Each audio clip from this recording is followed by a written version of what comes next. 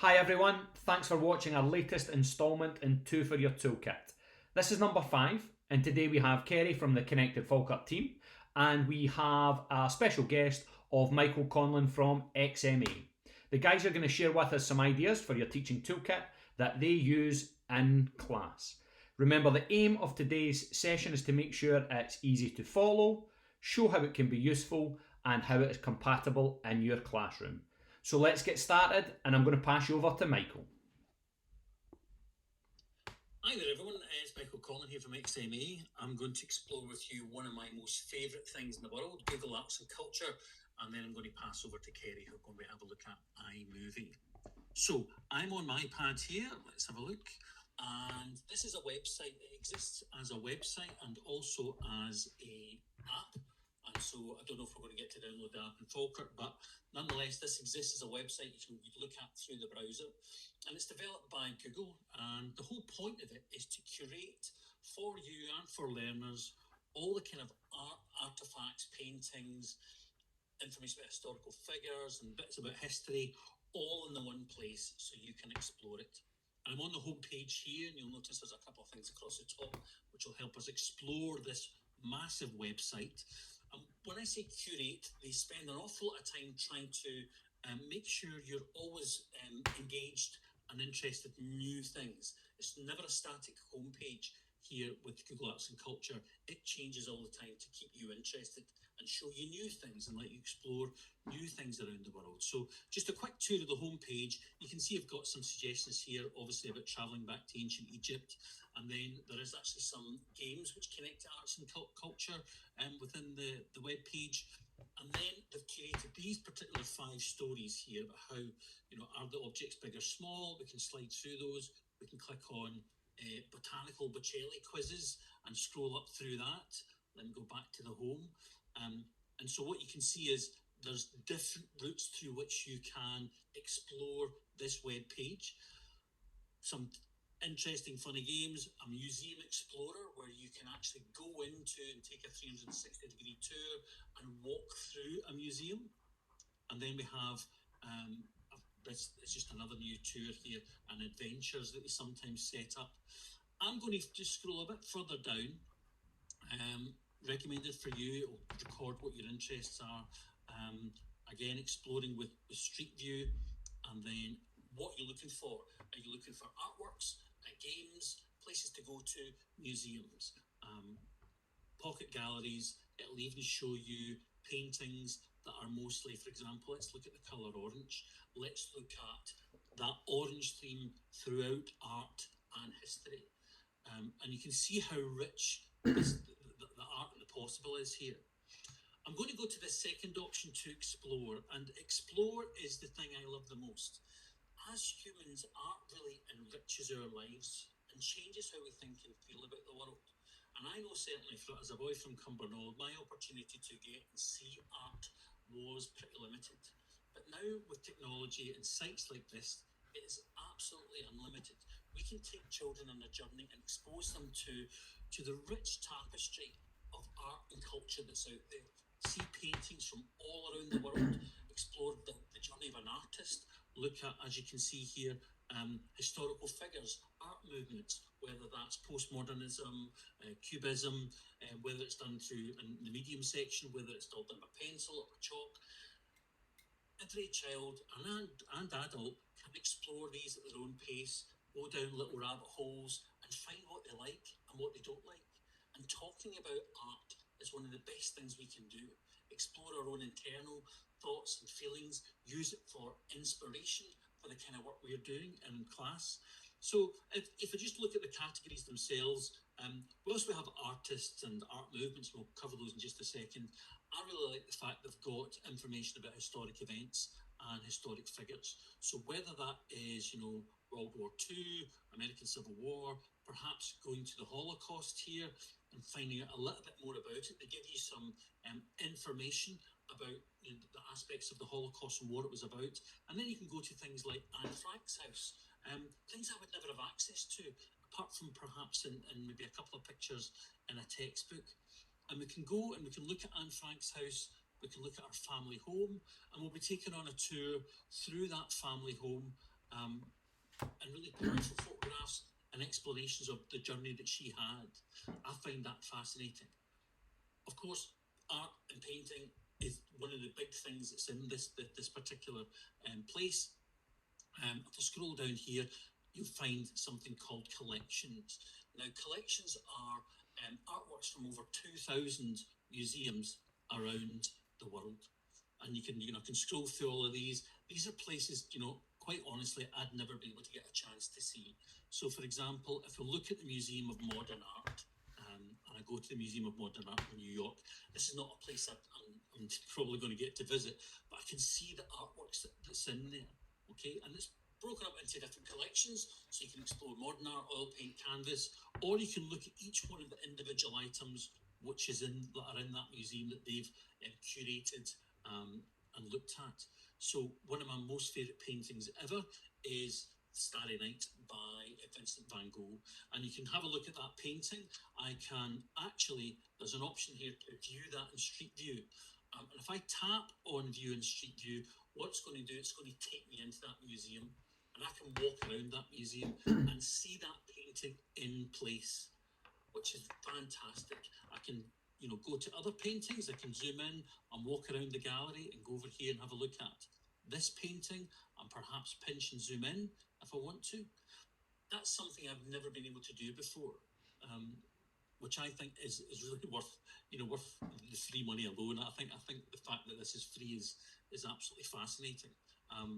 If I go back to that painting, if I go back to Starry Night again, and we've viewed it in Street View, but you will also get interesting links to other things. You've explored that Starry Night picture, but maybe you want to explore a little bit more about post-impressionism or Vincent van Gogh, and it's giving you links to take that interest further for you.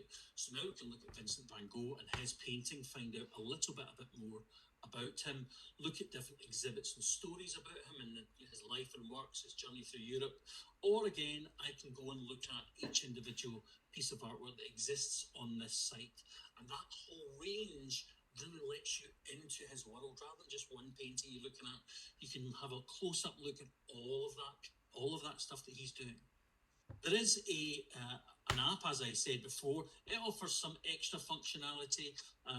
You can see it looks exactly the same. I can go to explore, and all the functions that you get on the website are here. So if I go to art movements and maybe look at some of the art movements that are there, or perhaps I want to go back to those collections that we looked at earlier. Back here, Museum of Modern Art, and then I'm going to go for Starry Night again. As I say, I'm a bit obsessed with it. And when I tap on that painting, you can do this on the website too. When I tap on that painting, there it is. I can maybe take a screen capture of that painting if I wanted to. I can actually pinch and zoom in to that painting. I'm going to go up to the corner and swipe across. And it's so detailed, you can actually get to see the actual layers of paint that exist in that. Now, you're not going to be able to do that in your museum. You'll never get up that close. Lots of paintings and famous paintings are kind of closed off. But look how close you're getting. You're really getting an insight on how to lay down that piece of work. So we have the app, we have the website. There are other functions within there to do with augmented reality, but I would really encourage you to maybe give this an exploration for you and for young people. Okay, I'm now going to pass it over to Kerry, who's going to explore iMovie with you. Brilliant. Thanks very much, Michael. So, as you can see there, I'm sure staff will definitely be able to see lots of kind of really interesting aspects. And I think that idea of bringing in the real world engagement and allowing pupils to go on those virtual field trips when things aren't quite as possible, especially just now. What I will add in there as well is, as Michael intimated too, there is an app, and you guys know how to request those apps. The information on that is on the website, as well as on the Connected Falkirk Teams page. So I'm now going to pass you over to Kerry, who's going to give us our second input. Excellent, thanks Andy. So today I'm going to take a quick look at using green screen on iMovie. Now, a lot of people have been asking about green screen apps, and there are lots out there. But fairly recently, iMovie actually added an inbuilt green screen option that eliminates the need for a third-party app, which, to be honest, they're often paid for and they're sometimes quite complicated to use. So green screen, as I'm sure you're all aware, allows you to put yourself or something that you've recorded into a background of your choice. And this works by layering one video or photo over the other. So once I have filmed everything and got everything that I need and I've got my videos, it's really easy to get started. So I'm going to start by opening up iMovie. And I'm simply going to tap on this big plus to create a new project. And I'm going to choose movie. And on this screen at the very bottom, I'm just going to bypass this to get into the editor. So at the very bottom, I'm going to tap on create movie. And that takes us into the editing pane. Now, I'm going to start with the bottom layer or the background. So whatever it is that I want to be standing in front of, or whatever scene I want to be put into, has to be on the bottom. So for this example, I've actually been looking at Google Arts and Culture, and Michael and I seem to share the same tastes when it comes to paintings, because I've got a photo in here, a screenshot that I took from Google Arts and Culture of The Starry Night by Vincent van Gogh. So when I tap on the picture, you'll see that I get a little plus, and I'm just going to tap on that plus, and that is going to put that picture into my timeline. Now you'll notice that if I press play, it is moving. Now that's because as a picture, it automatically has what we call Ken Burns enabled. So to adjust that or amend that, I'm just going to tap in my timeline on the clip, and you'll see in this preview pane at the bottom right hand side, I can enable it. Well, it's enabled just now. I can disable it by just tapping on it, or I can just adjust where it starts and ends. And I'm just very quickly going to do that. So we'll start at the top, get all that good detail in that Michael was talking about, and we'll finish at the end. And I'm pretty happy with that as my background just now. So the next thing that I want to do then, now that I've got my background in place, is I want to put the green screen layer over the top of that. So I don't have access to a full-size green screen in my house, as many people don't. So I'm actually going to use a little animation that I've made, but because it's on a green background, it's going to work exactly the same. And that is perhaps something to note. So this will work with anything that has a green background.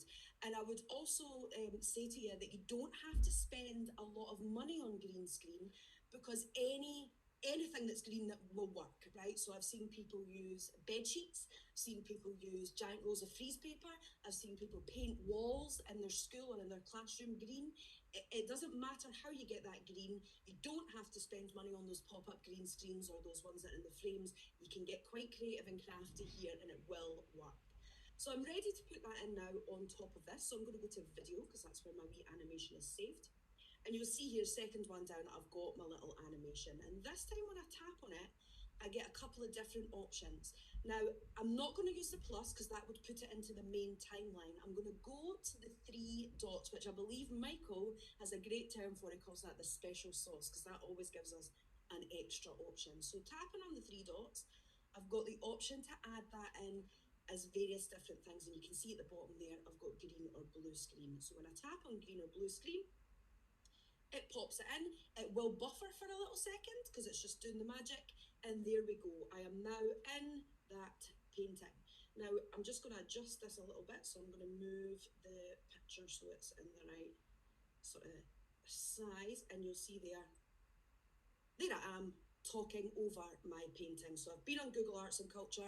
I've learned a lot about Vincent van Gogh in this particular painting, and I've made my little animation that demonstrates my learning about this painting. And I don't just have to do that audio, I can actually be in the painting, which is quite exciting. Now, there are a couple of things that you can do with your green screen layer. So if I just tap on it in iMovie, you'll see that a couple of new options have come up on that preview pane. So in the top right here, the little sliders allow me to change the strength, so I can make myself something of a ghost, I guess. I'm going to keep it up there at the top end. And then I also have this little square with the little dots in each corner. And this is a really good one, because what that allows me to do is choose the area that the green screen covers. So you can see I could actually chop off my head there if I wanted. Now that might seem useless. However, if your young people have filmed on their green screen and they have accidentally in the frame caught something that is out with the confines of the green background, you can use that function to remove the parts that aren't green, and then you'll have your full image. Because there's nothing worse than spending all that time making a green screen, and then actually you find you've got, you know, some cupboards in the background or something where the green screen's actually not extended to. One thing that you probably do need to know is that you can't actually change the position of the green screen on iMovie and iPad. So when you are filming your green screen, you do need to think about where the young person is positioned on the screen with regards to what they're doing behind. So for example, if you were doing a weather report, you don't want to stand bang in the middle of the frame. You want to stand off to the side, because you obviously want the main feature of the whole film as a complete piece to be the map in the background. So do bear that in mind when you are filming your green screen pieces. Now, I've said the word green a lot, but you will have noticed that when we tapped on our three dots, it didn't just say green screen, it said green or blue screen. So this does actually also work with a blue background. So we'll just very quickly show you the process again and show you how that works. So this time I'm going to choose a little video. So if I go into all, I'm sure I've got a wee, yep, here we go. A wee time lapse of us getting ready for a deployment. I'm putting on the bottom layer, so it's the plus to put it right into the timeline.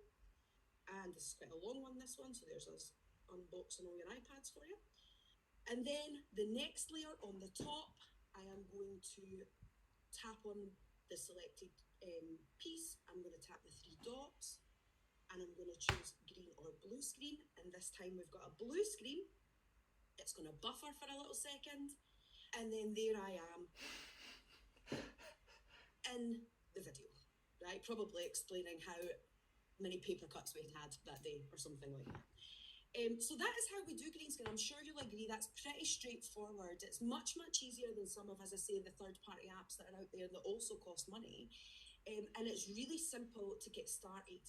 Once I'm finished with my green screen, obviously I probably want to share that with someone. So I'm just going to tap on the done in the top left-hand corner. And that's going to take me to this little screen where I can sort of preview or whatever. And I'm looking for that all-important share button, that rectangle with the arrow that points straight up the way. And I've got it here right in the middle, right at the bottom. I tap on the share button and I'm just going to tap on save video, and it will export my movie. And sometimes, depending on how big the file is, this might take a wee while. So just bear that in mind. If it's coming to the end of the lesson and you want them to export it, you do need to leave time for this, because it does take a wee minute sometimes. And it's told me it's in my photo library, so let's go and see. And there we go, the very last thing that I've done. There is my green screen piece. So pretty straightforward, pretty simple, and a really, really good way to incorporate yourself into different backgrounds, different images, particularly if you've been doing work around arts and culture. You perhaps want to demonstrate your learning in a different way, and what could be more exciting than putting yourself into the painting or putting yourself into the museum after you've done all that really rich exploring that Michael was talking about. So that's green screen, Andy. That's it. Brilliant. Thanks very much, Kerry. Now, I'm sure as staff, you're gonna, your mind's going to be blown by the number of possibilities that it kind of gives you with that. I think it's a great tool that allows yourselves and the pupils to get really creative with their learning and really engage with what you guys have been doing in class. So thanks very much for that, Kerry. I suppose the final part to say here is just to thank both Kerry and Michael. I hope that from today's session you've definitely been able to take away a few tips for your toolkit, and would agree that the session has been easy to follow. It's shown how it can be useful to you and also how it's compatible in your classroom. So please don't forget, there's lots of other resources that the Connected Falkirk team are creating through YouTube, the Teams, the Twitter, and through the Apple Regional Training Centre. Final thing to say is, thanks very much for watching.